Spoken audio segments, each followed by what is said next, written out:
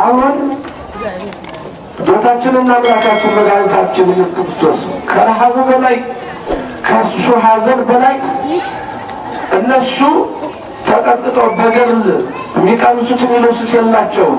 ካሁን እኛን የሚገሉን እያሉ ሊገሉ ነው እያሉ ሲሸበሩ ሰላም ያጣውን የልጆቹን ሰላም ፈላጊ እግዚአብሔር ወደ እነሱ ቤት በዝግ ቤት ገባና ሰላም ይሆናል። ዛሬም ለሁላችን ለሀገራችን ሰላም ይሆንላችሁ የበለን ለድን ዓለም ኢየሱስ ክርስቶስ የሰው ልጅ ምን በለው አላጣንም። ዘንድም ግን ናረ ሞተም ቀዘቀዘም ነደደም ብንል መቼም አለብሰን ስራጎርሰን አላሳደረን ማለት እንደርዳና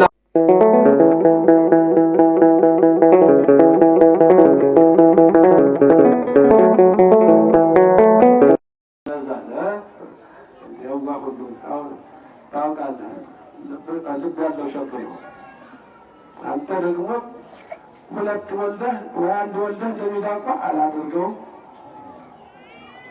እየተበላ ነው በሁሉ ነገር ከእግዚአብሔር ጋር እየተለየ ነው። ሲጀመር እዚህ ዓለም ደስተኛ ሆነህ ትኖር ነው። ክርስቲያን ከሆንክ ጠቁራ ካስተህ ጎምጠህ ማሳደግ ግዴታ ነው፣ ግድ ነው። አዎ እናት ዓለም ድንግል ማርያም ልጇን እዛ ተሰደደቻት። ይቸግርን ተሰደግ ሰው ሰርተህ ማሳደግ ብሪቶ ታጥቀህ ቆረጮ ለብሰህ ማሳደግ ግዴታ ነው። ብድራት አለ። በሁለቱም ነገር ብድር ከፋይ ልጅ አለ። ተክልዬ ትልቅ ሰው መሆናቸውን አባታቸውን በልጠው መሄዳቸውን አላወቀውም። አባትዬ አላችሁ ልጆቻችሁ የበቁ መሆናቸውን አታውቁም። ግን የአንቺ ምስክርነት እኮ ነው፣ የአንቺ ቅንነት እኮ ነው፣ የአንተ የአባትህ ቅንነት እኮ ነው። የንጋቱ ጨረቃ በወፍ ይታወቃል፣ የሰው ደግነቱ በልጅ ይታወቃል። እገሌ ደግ ነው የሚባለው ልጅ ሲያወጣ ነው። እኔና እናንተ ማን ውጤቶች ነን? የወላጆቻችን እኮ እኔና እናንተ አሁን እገሌ ደግ ነው ኧረ መቼ ታይቶ ከልጅ ሲመሰከር ነው። አሁን እናንተን ወንድም ሴት ያላችሁት ያለ ነው የወላጆቻችን ውጤት ነው። ምስክር የነሱ ደግነት ነው። እኔና እናንተ ልጅ ስናወጣ ነው ደግ ነው ገሌ አገር እናስታርቅ የሚመክር የተለያየውን ሰይጣን የሚበትነውን አንድ እናደርግ። ትልቅ ልጅ ወልዷል፣ ትልቅ ሰው ነው፣ ደግ ነው የምንባለው እዛ ላይ የሰማችሁ ነው። መጣና ገፈተራቸው። ተክልዬ ገና የ15 ዓመት ልጅ ናቸው።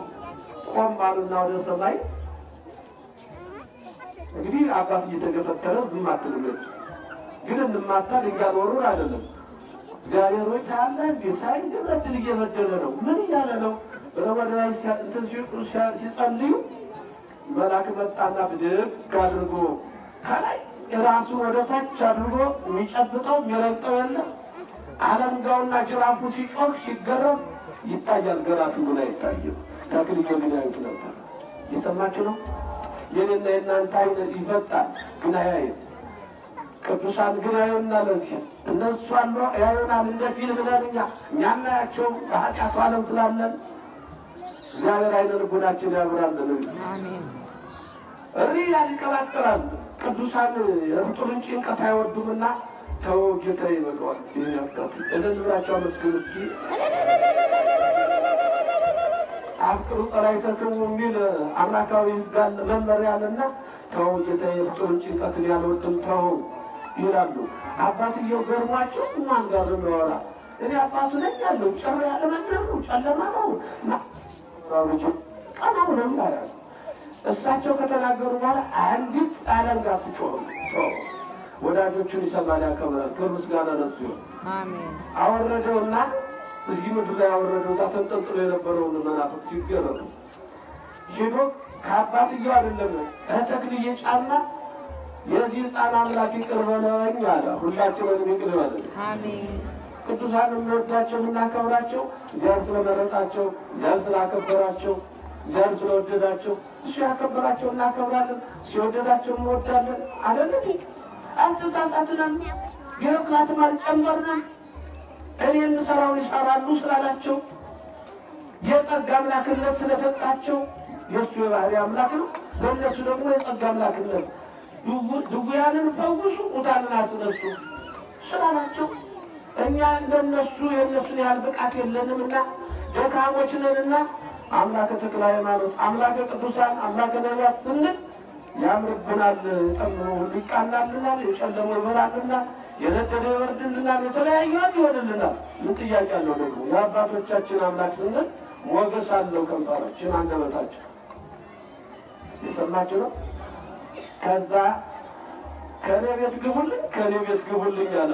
አረ ያንኛው የተገረፈው ሰውዬ አልሰጥም አለ። ቀምሳላ ጥሩ ነው። አንዳንዴ እግዚአብሔር ቸር እኮ ነው። እናንተ አባት አይደል? ልጃችሁ ሲያጠፋ ሸንቆጥ ታረጉታላችሁ አይደል? አይደል? ጥሩ እኮ ነው። ከለአቅመ አዳምና ለአቅመ ሔዋን ከደረሰ በኋላ መሳደድ ክፉ ነው፣ ምክር ነው። የወጣት ልብ በደረቱ ላይ ነው ፉፉ እያለ ወጥቶ ነው የሚሄድ። ይሰበርብሃል፣ እንጎዳለን። ሀገር ነው የሚጎዳ። አንቺ ብቻ አይደለሽም፣ አንተ ብቻ አይደለም፣ እኔ ብቻ አይደለም። ቤተ ክርስቲያንም ሀገርም ትጎዳለች። አንድ ሰው ሲታጣ መተኪያ የሌለው ህይወት ሲታጣ ብዙ ጉዳት አለ። አንድ ሰው ሲኖር ደግሞ ብዙ ልማት አለ፣ ብዙ ጥቅም አለ። ይሰማችሁ ነው። ለምን ካላችሁኝ የሁሉ ፈጣሪ ወርዶ የሞተለት አንድ ሰው እንዳይሞት እኔ ልሞትለት ያለለት ሰው በከንቱ ሊሞት በከንቱ ሊጠፋ አይፈቀድም። ሰው አንድ ተብሎ የሚቆጠረው መቼ ነው? አንድ ተብሎ የሚቆጠረው መቼ ነው? ትነግሩኛላችሁ? ንገሩኛ። ዝም በጣም ዝም ጫሹም ዝም። ይኸው አንዳንድ ጊዜ ሰሚውን ሰምተን ስለምንሄድ የኔ ስለማንለው አሁን ተሰለፈ የበደረስ የሚቀማሻለ ይመስል ቱይበት የለ ቱርበት አለ። ማንም አይቀማም፣ አትገብግብ። የሚያመልጥ ህግ ያርቃል ነው። የነፍስ ምግብ ነው መቅደም ያለበት። ምን እያልኳችሁ ነበር? ሰው አንድ ተብሎ የሚቆጠረው መቼ ነው? ንገሩ። ሲወለድ ነው ብትባል የለም። ገና የእናቶች የወር አበባ ቅሪት ሲሆን ባሏ ጋር ግንኙነት ስታደርግ ቅሪት ሆነ ትላለች። ያችን ቀን አንድ ሰው ተብሎ ይቆጠራል። በገዘት የሰማችሁ ነው። ውሃ ሊያፈሰስኩት ወይ ገልሽ ሰው ነው የገደልሽ። ሰው ትልቅ ሰው ምነው ይሻለው ታዲያ ያደረግነው? ንስሐ መግባት፣ ንስሐ የበደለ እንዳልበደለ የምታደርግ፣ ቀመኛውን እንደ መጻች የምታደርግ፣ ዘማውን እንደ ድንግል የምታደርግ የምሕረት በር ንስሐ አለች። አሁን በይህን ሰሞን መች ይሰጣል? አንተ ላንጾም ልትሉ ትችላላችሁ። ሲከብዳችሁ አልቻላችሁ ሲል ንገሩት ለአባታችሁ እንዲቀላችሁ ማለት ነው። አትጾሙት፣ አይሰጣችሁም። ይጋራችኋል፣ ያጽናናችኋል፣ ይመክራችኋል። እዛች ቀን እንድትደርሱ ይጸልያል። አሁኑ ሲጨንቃችሁ አልቻል ሲል ማለት የሰማችሁ ነው። እራት እንድታገኙ እራት ቤተክርስቲያን እኛ ብለን ነግረነው ብንሞት ዕዳ በደል አይሆንም። ራሷን አጋልጣለች፣ ከሳለች። ምክንያት ድን ይፈልጋል የኔ መድኃኒዓለም። የሰማችሁ ነው። ስንደማመጥ እንደዚህ ነው። እና ሰው አንድ ተብሎ የሚቆጠረው ገና ቅሪት ሲሆን ነው። ተረዳችሁ? ያለ ያመሰግናለሁ። ይህንን ያዙሉ እርላህ የሚል ሳትወድ በግድ በጎነት ስራ ላይ በቤቱ ስራ መስራ እናግኘ ስለወደራ ትደፈርና ትጠንሳለች። ስትአክራችሁ እኔ ጋራሻለሁ እንዳታጠፊው እኔ ረዳሻለሁ ነው ማለት ያለብን እንጂ ለምስል ማጥ ነው ወላችሁ እንቺ ገንዘብ ማወቅ የምታወጭበት ወይ እንዴት ነው? አይሆንም። ተይው በቃ እሱ ያውቃል። እኔም ባናግዝሽ አግዝሻለሁ የሚባለው አንቺን ትጎጂብኛለሽ፣ ሁለት ራሽን ለምትጎጂ ተይ ተው ነው የሚባለው። ለምን መድኃኔዓለም ዋጋ ከፍሎ ለነዚህ ክቡር ሰው ሕይወቱን መተኪያ የሌለውን ውድ ስጦታ ትልቅ ሀብት ክብር ምስጋና ለእሱ ነው። እንዲያውም አባቶቻችን ምን ይላሉ? የፍጡርን ጭንቀት አታሳየን ይላሉ። እንኳን ክቡር ሰው አሁን ፍየል፣ በግ፣ ዶሮ ስታርዱ አያስፈራችሁም? አያሳዝናችሁም? ሲፈራገጡ ሲንደፋደፉ የሚነሱ እኮ እንደዚህ የመጣጥያቸው ጨነቁ፣ አሳዝኑ፣ ጠጥቷቸው ተተምኮ ነው። ግን ያቺ የት እስክትወጣ ሲፈራገጡ አቤት አቤት የኔ ነፍስ እንዴት ናት ምትለየው! አያስጨንቅም?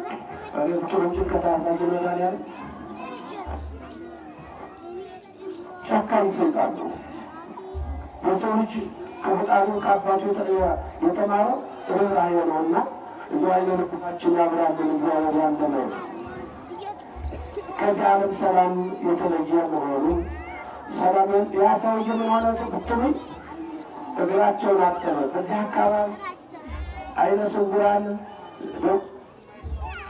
እጃቸው ልምሻ እግራቸው ልምሻ የሆነ ሰው አለ። አዎ የሚጠራቸው አጋንንትን ያስፈራቸው ሰው አምጣሉ። ሰው እግራቸው የታጠቡበት ቀድሞ ትዝ ይላቸዋል። ዛሬ ስለተነሳ እንግዳ ሲመጣ ቤታችን ልጆችን ሆነን እጅ እናሳጥብና ውጭ አይደፋም አይደል? በዛ ቆሙት ይሉናል።